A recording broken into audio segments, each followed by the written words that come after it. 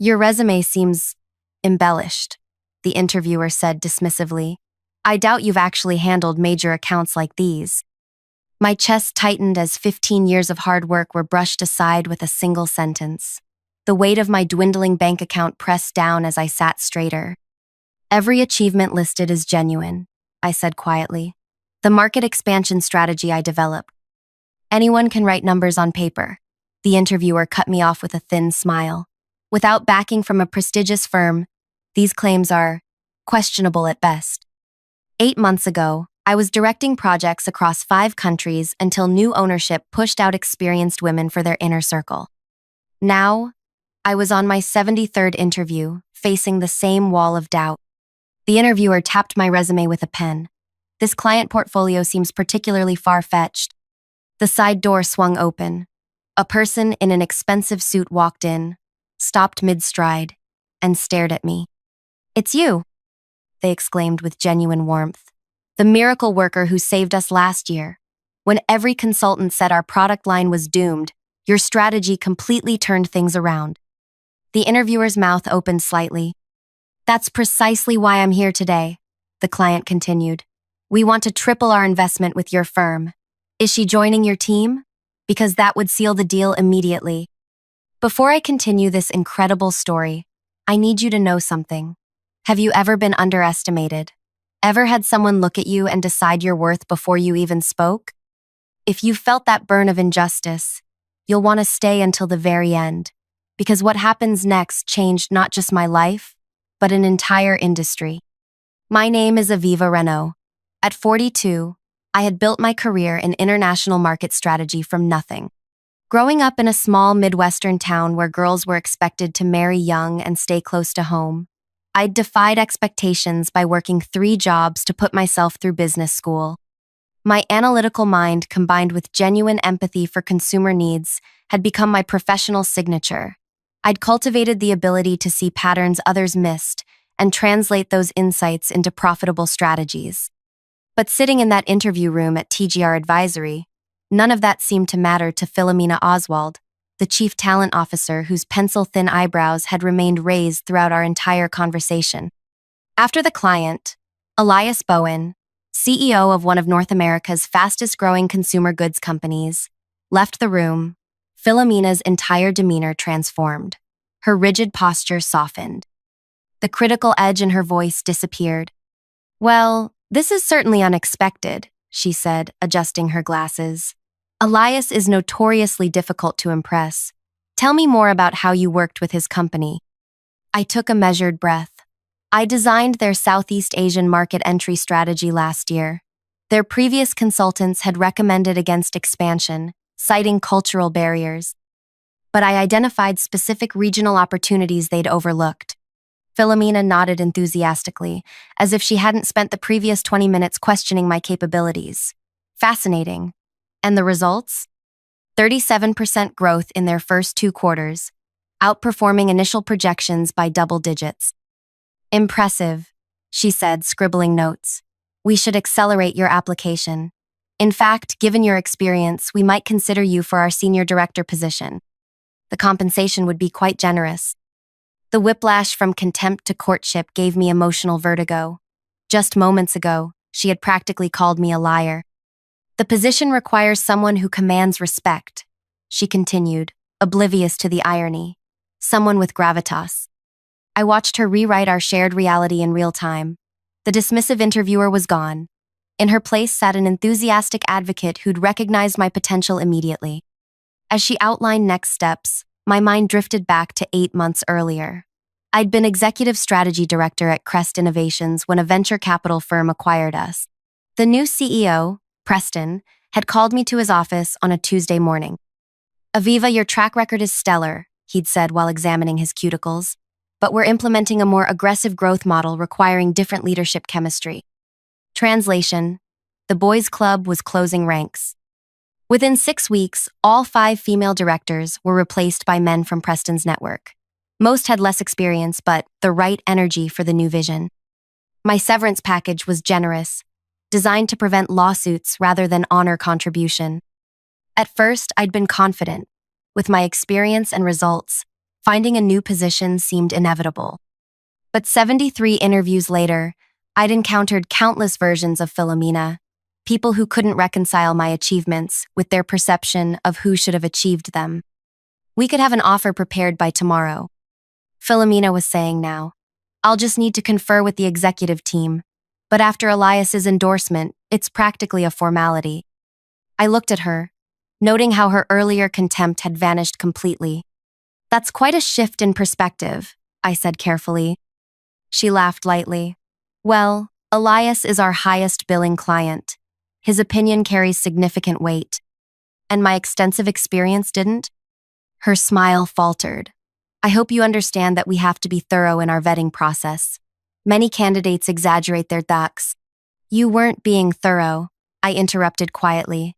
You decided I was unqualified the moment I walked in. That's not true, she protested, color rising in her cheeks. I was simply asking challenging questions. You called my achievements far-fetched and questionable. Those weren't questions, they were accusations. Philomena straightened papers that didn't need straightening. Perhaps there was a miscommunication. But what matters now is that we're very interested in bringing you on board. I gathered my portfolio slowly. I appreciate that. When can I expect to hear about next steps? Her relief was palpable. I'll call you personally by tomorrow afternoon. As promised, Philomena called the next day with an offer significantly above the advertised salary range. I requested the weekend to consider it, which she granted enthusiastically. That weekend changed everything. Saturday morning, I sat at my kitchen counter staring at the offer letter. The compensation would solve my immediate financial concerns, but something felt wrong. I thought about all the qualified people, particularly women over 40, who'd been dismissed without an Elias to champion them. My phone chimed with a message from Nishtha Dar, my former colleague from Crest Innovations. We'd been meeting monthly for coffee since the acquisition. Still on for tomorrow? Have news, her text read. The next morning at our usual cafe, Nishtha radiated excitement. At 56, she had an energy that belied her age and wisdom that reflected her 3 decades in business intelligence. I've been consulting with 3 former Crest clients, she revealed. They all asked the same thing. Why isn't there a firm that combines data intelligence with cultural insight? The big firms have the numbers but miss the human element. I nodded, remembering how often our recommendations at Crest had been challenged by executives who couldn't see beyond spreadsheets. So, I've been thinking, Nishtha continued, leaning forward. What if we created that firm? You, me, maybe bring in Yara for her digital expertise. Yara Okonkwo had been our digital transformation lead at Crest, another casualty of the acquisition.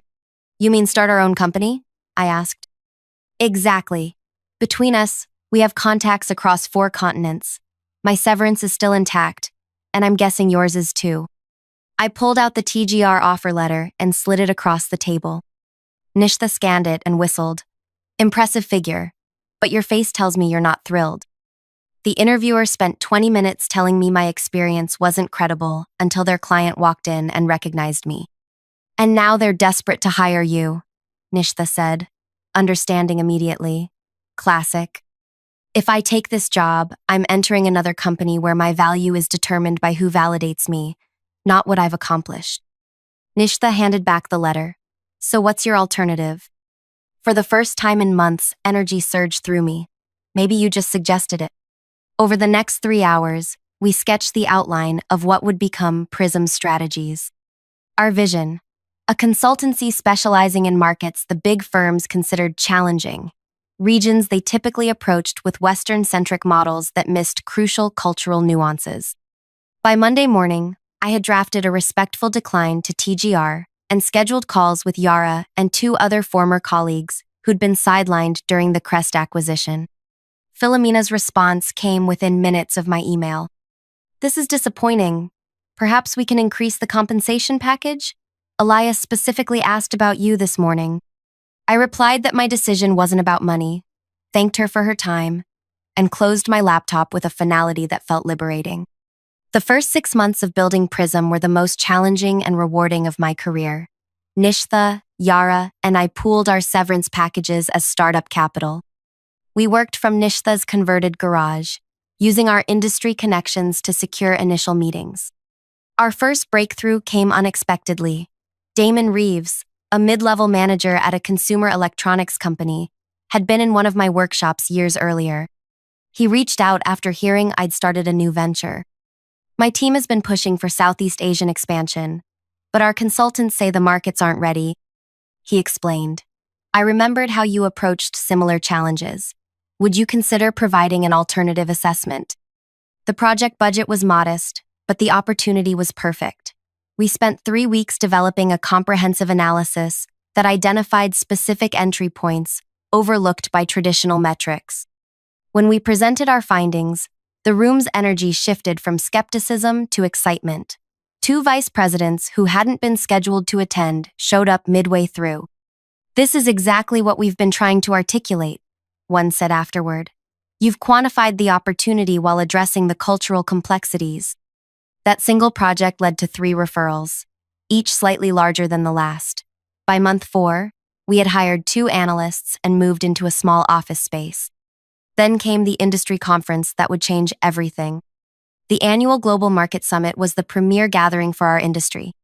Normally, a startup like Prism wouldn't have warranted attention, but Yara had previously chaired the technology panel and leveraged that connection to secure us a small presentation slot on the secondary stage. Our topic, Invisible Markets, Identifying Overlooked Growth Opportunities, wasn't designed to be provocative.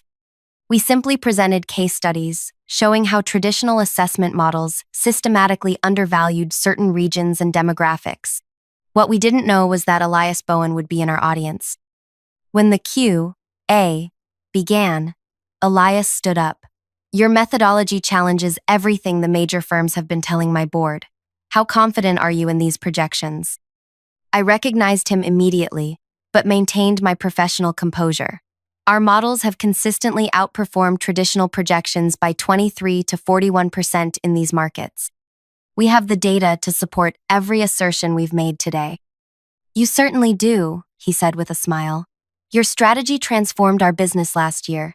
I'm curious why you're not with TGR now. I specifically recommended you to them. The room grew quiet. TGR was one of the conference's major sponsors, with their CEO scheduled to deliver the next day's keynote.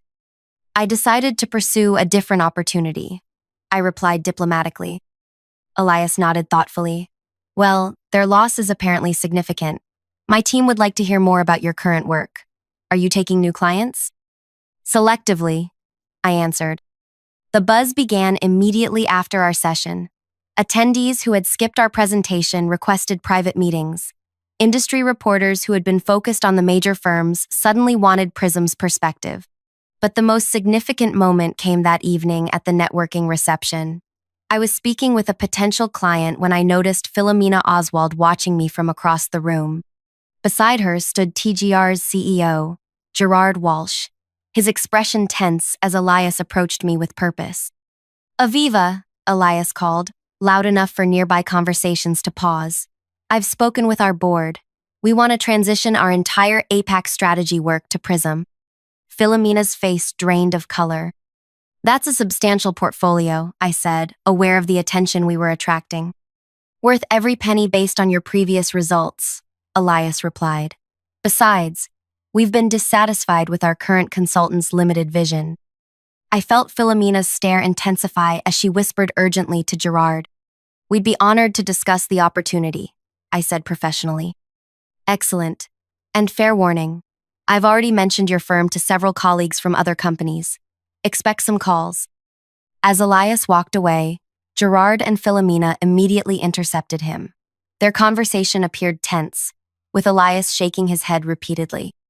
Later that evening, Gerard approached me at the bar. Aviva, isn't it? Gerard Walsh, CEO of TGR. I understand there was some confusion during your interview process with us. No confusion, I replied evenly. Your talent officer made her assessment quite clear until Elias changed her mind. Gerard winced slightly. Sometimes our processes don't properly identify exceptional talent. I'd like to personally apologize and explore whether there might still be a fit between your expertise and our organization. I met his gaze directly. That's kind of you, but Prism is my focus now. Perhaps a strategic partnership then? Your boutique approach combined with our global resources could be powerful. Before I could respond, Nishtha appeared at my side. Sorry to interrupt, but our next appointment has arrived. No such appointment existed, but her timing was perfect. Of course, I said, turning back to Gerard. It was nice meeting you. The conference marked a turning point for Prism. Within 3 months, we had secured contracts with 7 major clients, including Elias's company. Our team grew to 17 people, each hired not just for their technical skills, but for their diverse perspectives and experiences. If you're enjoying this story so far, I want you to hit that like button right now. Subscribe to our channel and click the notification bell, because we share these real-life business revenge stories weekly.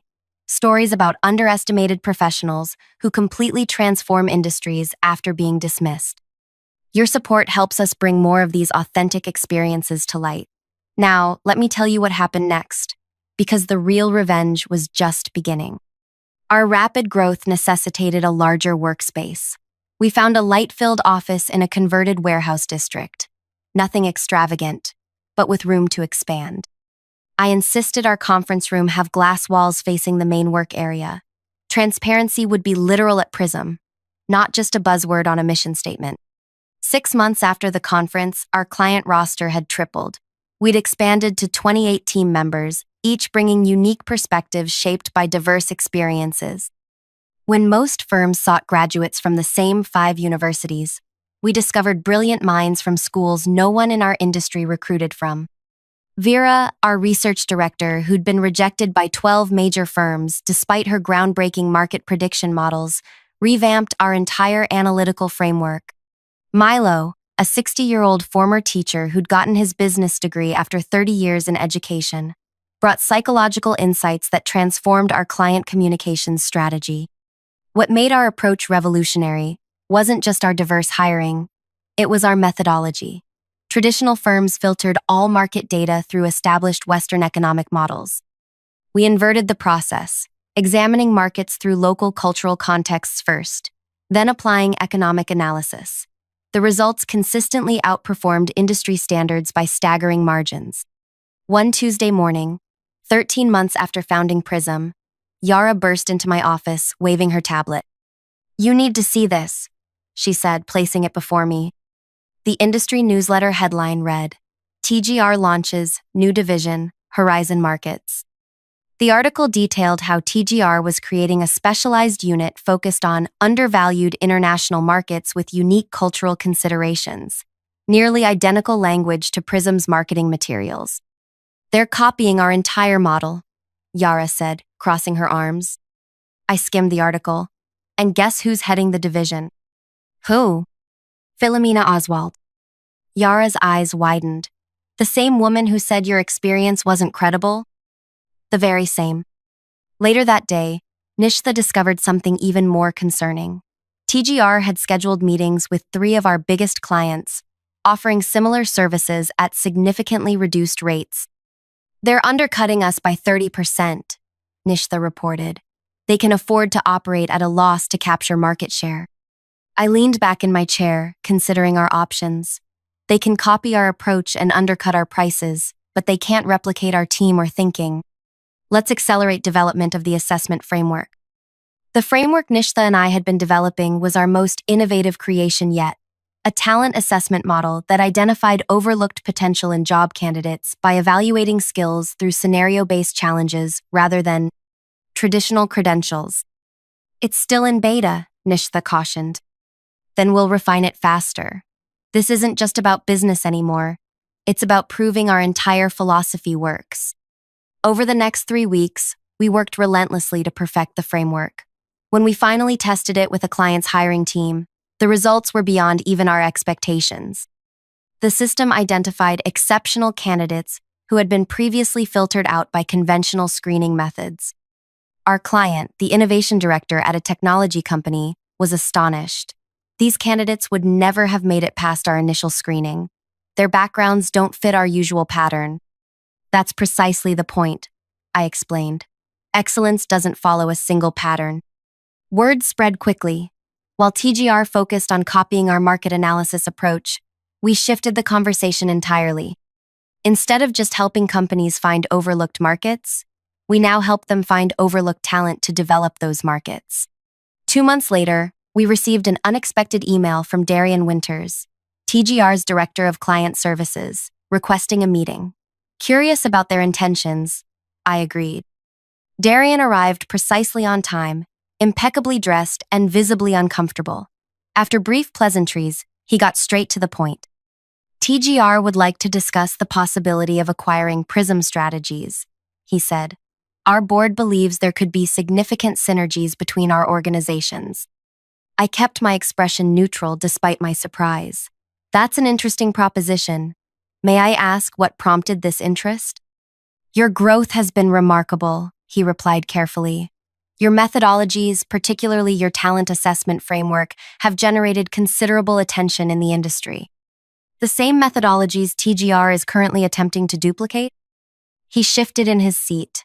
There may have been some parallel development, but our leadership recognizes that your team has a unique approach that would be valuable to our organization.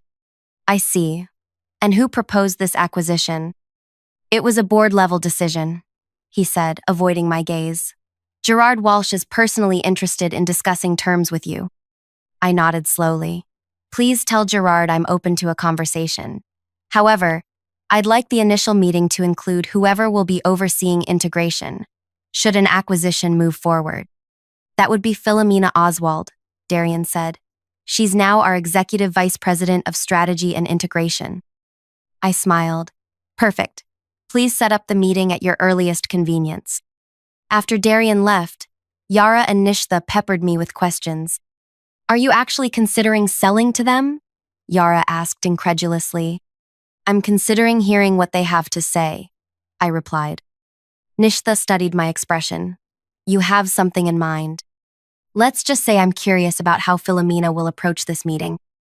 The meeting was scheduled for the following Thursday at TGR's headquarters. I arrived 15 minutes early, accompanied by Nishtha and our recently hired legal counsel, Imani. The receptionist guided us to a large conference room, where Gerard Walsh greeted us warmly, while Philomena stood slightly behind him, her smile not quite reaching her eyes. Aviva, wonderful to meet again, Gerard said. Thank you for considering our proposal. Thank you for your interest in Prism, I replied. I believe you know Nishtha Dar, my co-founder and chief intelligence officer, and this is Imani Okeke, our general counsel. After introductions, we settled around the table. I noticed Philomena had positioned herself directly across from me. Before we begin, I said, I'd like to understand TGR's vision for Prism post-acquisition, specifically how you see our methodologies and team integrating with your existing structure. Gerard nodded to Philomena, who straightened her posture before speaking. We envision Prism becoming our innovation hub, she said smoothly. Your methodologies would be scaled across our global operations, while your core team would lead knowledge transfer to our existing departments. And our talent assessment framework, the one that identifies overlooked candidates?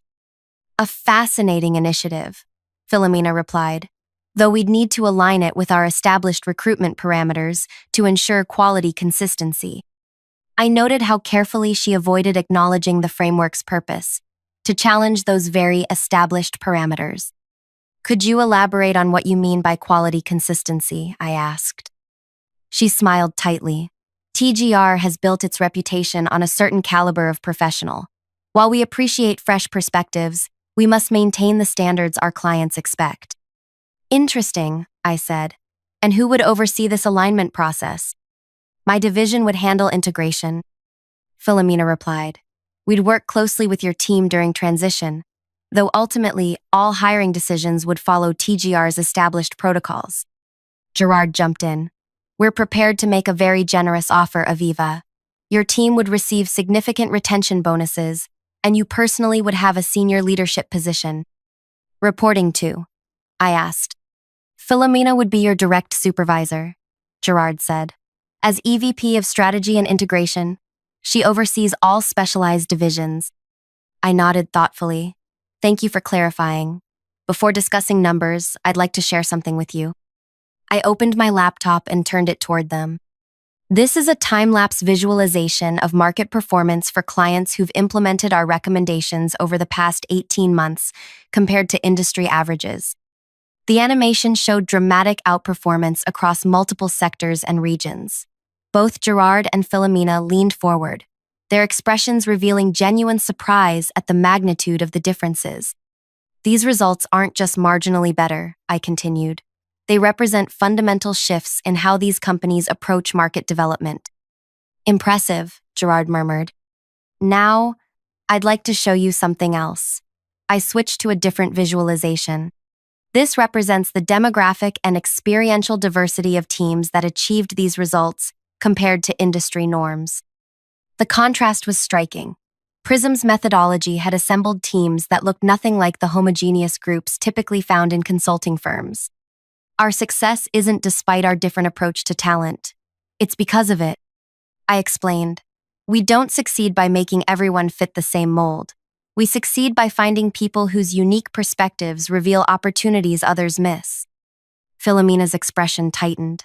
While diversity initiatives are certainly important, TGR has specific standards that ensure client confidence. Are those the same standards that led you to dismiss my experience as far-fetched during our interview? I asked quietly. The room went silent. Gerard glanced at Philomena with raised eyebrows. I think there's been a misunderstanding about that interaction, Philomena said carefully. There's no misunderstanding, I replied. You decided my achievements weren't credible until a client validated them. And now you want to apply those same flawed judgments to my entire team. Gerard cleared his throat. Perhaps we should focus on the financial aspects of the potential acquisition. Actually, I said, I have a counter-proposal. I opened a folder and slid documents across the table. These are our terms for considering an acquisition. Gerard scanned the first page, his eyebrows rising.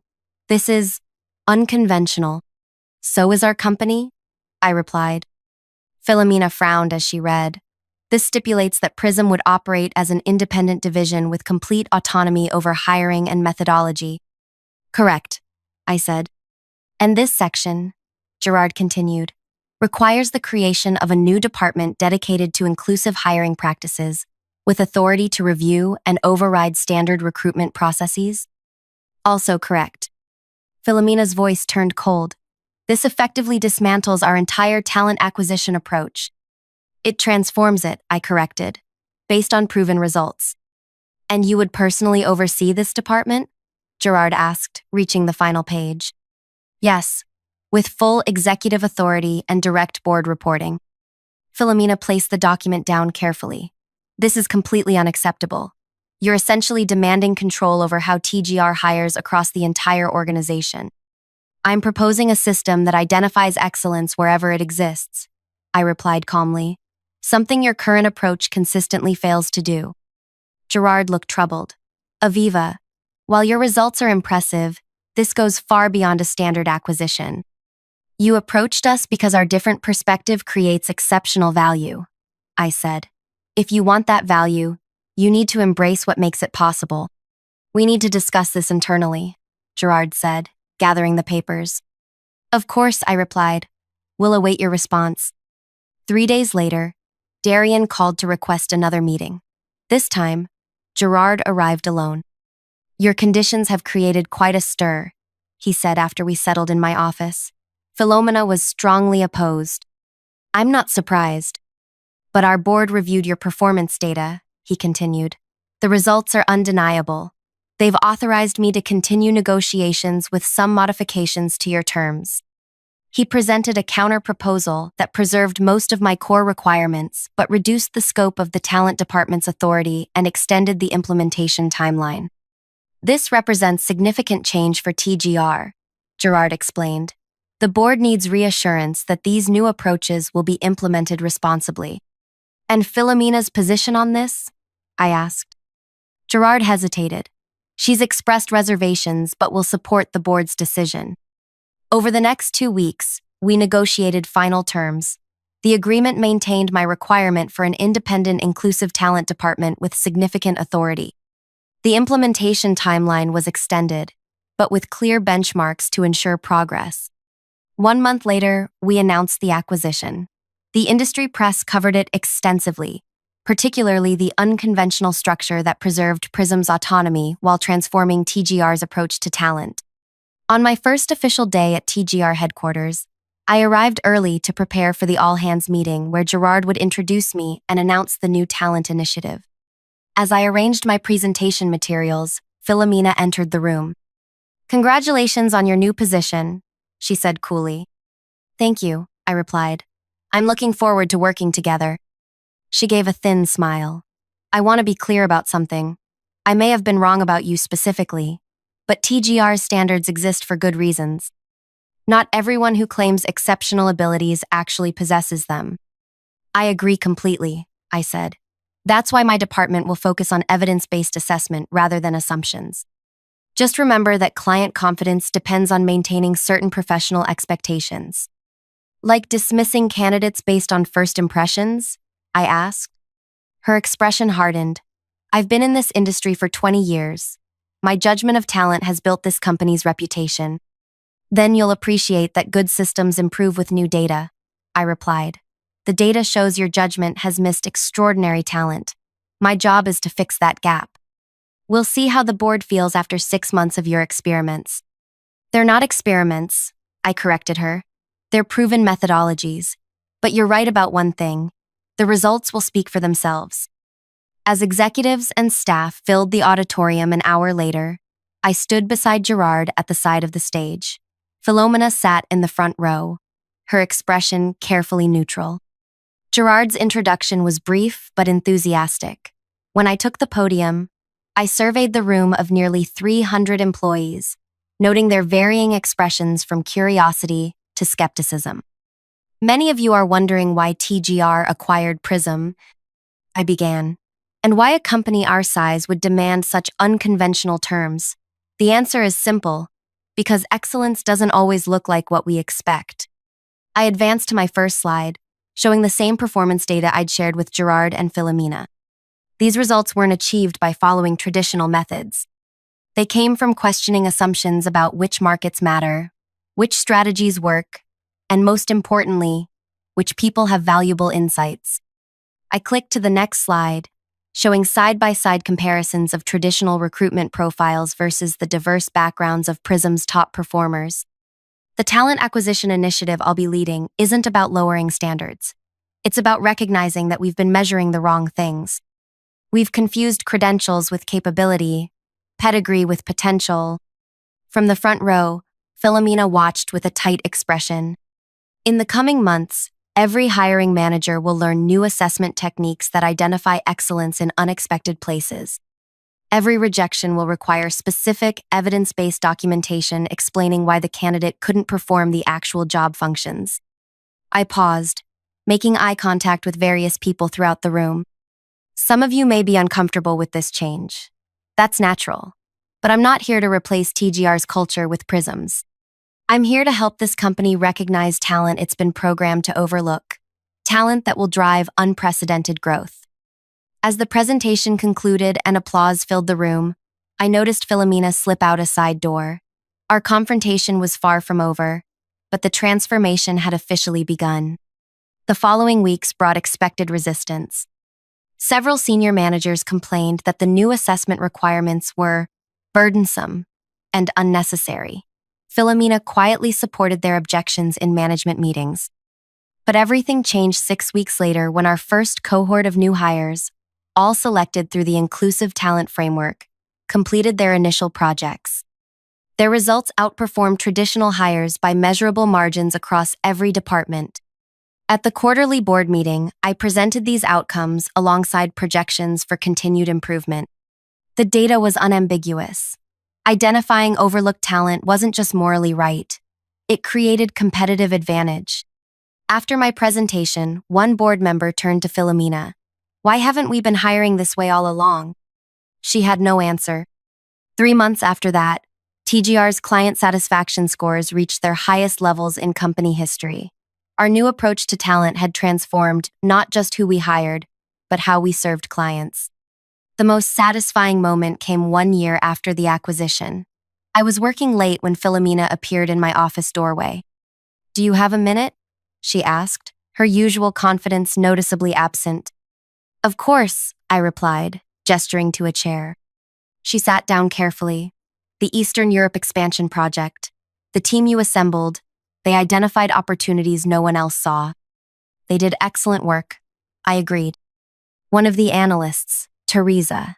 I rejected her application twice before your system flagged her potential. Philomena paused. She's brilliant. Yes, she is. Philomena looked down at her hands. I've been reviewing all the candidates I rejected over the past 5 years who were later hired through your department. The pattern is disturbing. In what way? I consistently dismissed people who didn't fit a certain profile, regardless of their capabilities. She met my eyes directly, including you. I waited, letting her continue. I need to ask you something, she said. When you proposed this acquisition, was it always about changing how we identify talent? Was that your actual goal? I considered my answer carefully. When you dismissed my experience that day, you weren't just rejecting me. You were reinforcing a system that consistently overlooks certain kinds of excellence. My goal wasn't to become your boss or prove you wrong. It was to ensure that system couldn't keep hurting people with valuable contributions to make. Philomena nodded slowly. I've requested a transfer to lead our Asia-Pacific division, she said.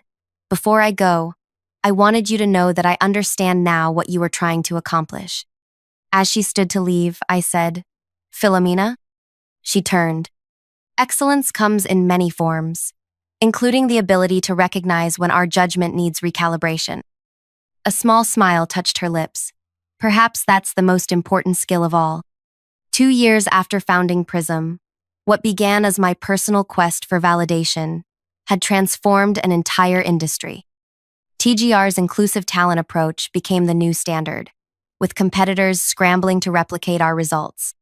The consulting world, long dominated by narrow definitions of excellence, was opening to voices and perspectives previously excluded. My revenge wasn't in humiliating Philomena or taking her position.